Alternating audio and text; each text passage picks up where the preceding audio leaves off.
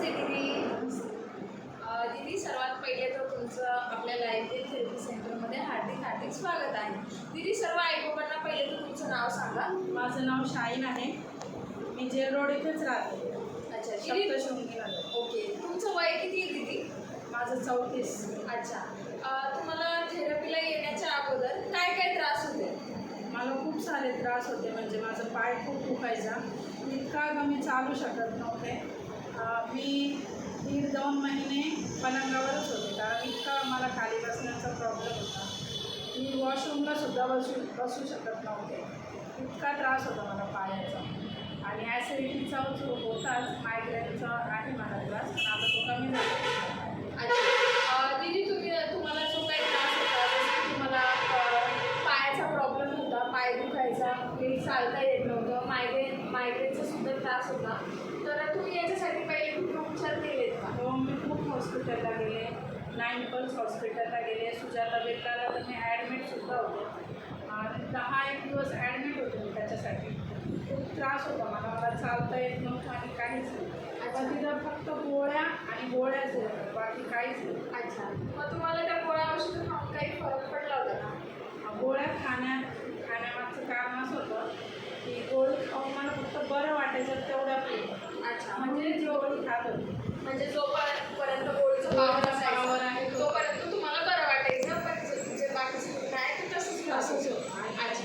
त्याच्यानंतर त्या गोळ्यांनी मला इतका त्रास झाला का माझ्या पोटात इतकी आग पडायची, तर मी त्याच्या वेगळ्या गोळ्या खायची. ओके, म्हणजे गोळ्यांमुळे साईड इफेक्ट पण होत होता.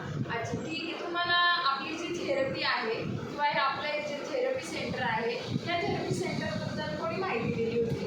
माझ्या सासूने त्यांनी अवस्था पाहिली का खूप खराब झालेली आहे, तिला चालतासुद्धा येत नाही.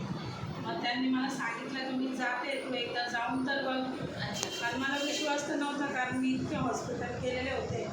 माझा विश्वास थोडासा सुद्धा नव्हता, तरी पण मी आले तर मला 2 दिवसात थोडं फार बरं वाटलं. आणि आज 10 दिवस झाले मी स्वतः चालते. इथून तर सप्तशृंगीनगरपर्यंत मी पायी जाते.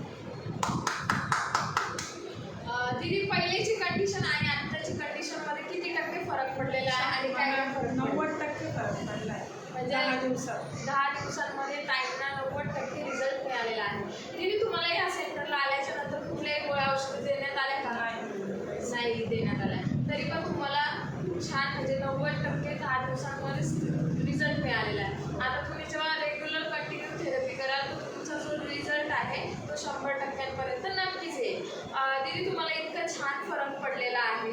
ओके, थेरपीला येता तुमचं पायाचं म्हणजे दुखणं खूप कमी झालं आहे. तुम्हाला आता चालतासुद्धा यायला लागलेलं आहे.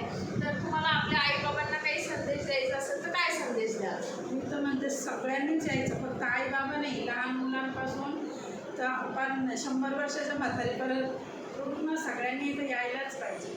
ओके. आणि एकदा हा अनुभव घेतलाच पाहिजे. जर चालायचं असेल तर स्वतःच्या पायावर, आणि जर व्हीलचेअरवर चालायचं असेल तर नका येऊ. अच्छा, ओके. ठीक आहे. आता पहिले तर तुमचा विश्वास नव्हता थेरपीवरती, पण आता किती टक्के विश्वास झालेला आहे की आपण 100% रिझल्ट मिळणार आणि 100% आपण बरे होणार, एवढा तुम्हाला कॉन्फिडन्स आलेला आहे, आत्मविश्वाससुद्धा आलेला आहे. दीदींसाठी एकदा जोरदार क्लॅप. थँक्यू सो मच दीदी.